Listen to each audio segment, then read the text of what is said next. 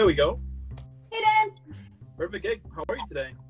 Good. How are you? I'm doing good as well. I mean, thank you so much for being here. And also, what better way to, to end an epic day full of chatting with an epic guest as you, right? So, Awesome. so it is so cool to have you here. So before we start, I have to give you an epic proper welcome. So if you have seen some of my episodes before, you know exactly what I'm about to do. If not, you could watch them. But let me show you. Okay. There you go. Oh my God. Thank There you. you go. Pretty epic, right? Yeah, it's pretty Alright. cool. So starting with the whole interview here, tell me how your acting career started. So it's actually started with the passion through theater, and then professionally, once I had the interviews with my agents and managers, they kind of knew where they wanted to go with me, and I knew where I wanted to go with myself, and it was just kind of like a spark, and they created that yellow brick road for me. There you go. Simple and awesome. That's really cool. It is so interesting, right? Whenever you get, whenever you do something and then it clicks, if that instantly clicks and then you feel like, I might want to do this for the rest of my life. You know what I mean? Yep, you just feel it. You just feel the passion. It just comes to you. There you go. And I wonder, what were some of the challenges that you had when you were recently starting with your career? Because I think it happens to all of us, right? But whenever we're starting something, we just don't know what the hell we're doing. Definitely. Right. I would say, honestly, I didn't know where to start, what sites to start, what do I get on? I didn't know LA Casting, I didn't know Actors Access. I was like, wait, where do I need? I thought a headshot was literally the wall and your phone. I didn't know the agents look for a story in your eyes and the background, and it needs to look professional. But I learned all of that through doing background and music videos, and it really started from, I like to say it started from the bottom, now we're here. But so I really learned throughout the people on set with me that you can be a main as well, and you don't have to do just background. Totally. And what motivated you at first when you were just recently starting? What motivated me when I started was my cousin, Miranda Ray Mayo. She's been my inspiration since I was little. I saw her go through a bunch of stuff just to get where she is and see her blossom. And just to be able to watch that, it's like, I'm going for that too. Let's do this. Let's ride this journey. There you go. I love it. So in 2018, you were in Papi Chulo and Goals. Tell me, were those some of your first projects, and what are some of the things that you learned from those first experiences? So from Goals, I would say I learned a lot of improv because I was the obnoxious. He just kind of let me do it. The director just kind of let me do what he wanted me to do. And I just improv'd an obnoxious date. And I was like, oh my God, so I'm so sorry I'm late. I had to do this. And it just went into this whole story. And I ended it with my horse ran out of the gate and got hit by a car. And he's sitting there oh, okay. So from that one, I learned that I can play off actors' reactions. And from Papi Chulo, I learned that you can be a featured background. You don't just have to be regular background. When I got there, they're like, oh, you're featured background today. I was like, oh, what does that mean? And then they brought me up into the hair and makeup trailer. They gave me a gown, and I was like a quinceañera girl. And then Matt Bomer was the one who was playing the drunk guy, and he comes over the fence and ruins my cake, and I'm just like, so that was really cool. That's so amazing.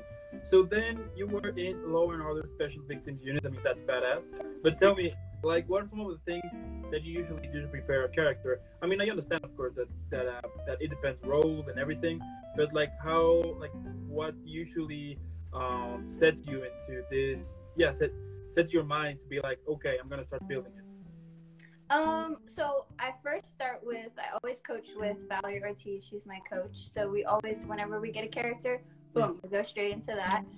With this one, I did a page essay on where this character came from and where the destination and the end of the show, where she wants to go. And this character is so strong. Her name's Lupe, and she starts from being this victim to being like, no, mom, we need to fight for this. We need to go to court and we need to tell them what happened so that it doesn't happen to other girls out there. Yeah. And Okay. so that was very strong and special for me to play because I was able to portray that.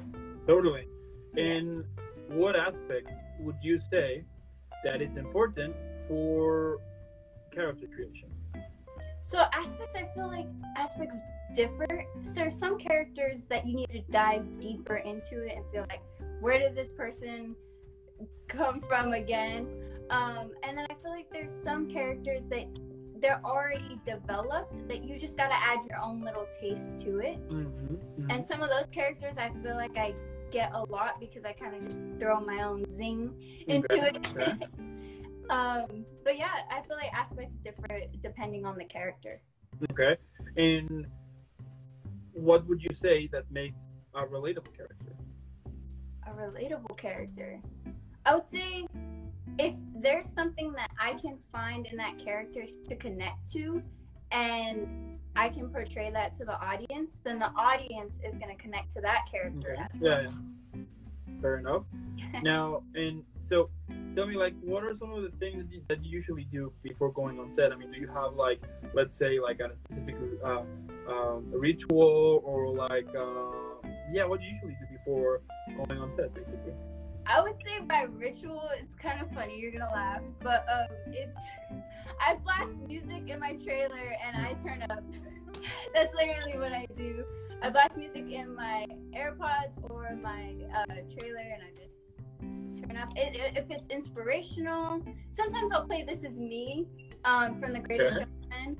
It's like, I am brave, I am bruised, and I'm just like, yes, let's get it, and I just pump myself up and go on and work. Okay. I like that. Yeah, definitely.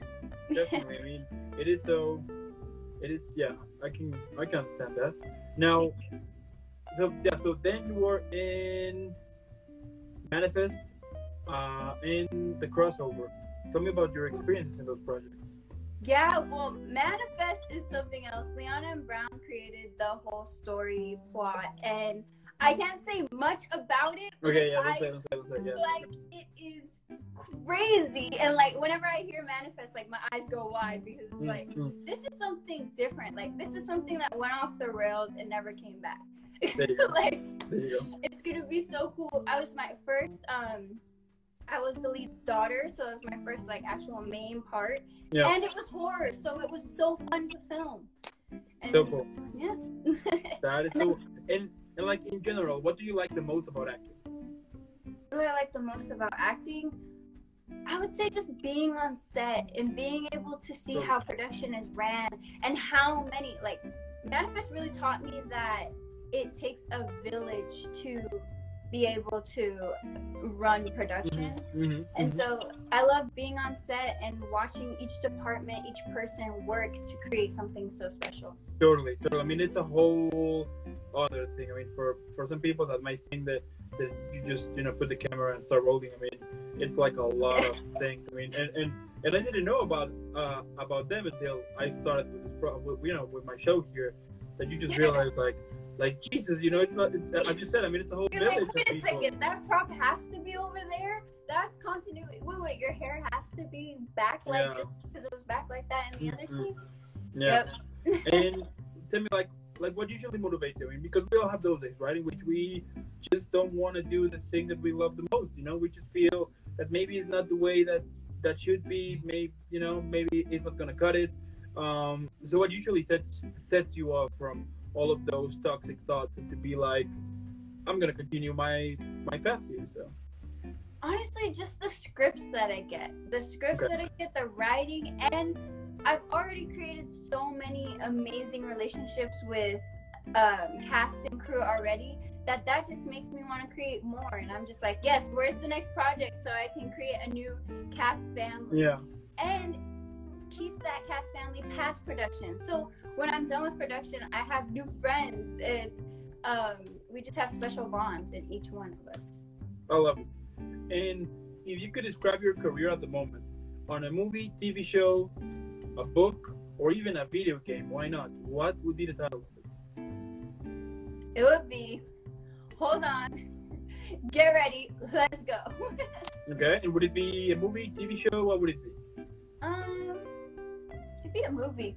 There you go. I feel like my life's a little bit of a movie. Some of the things that happen in it is like, whoa.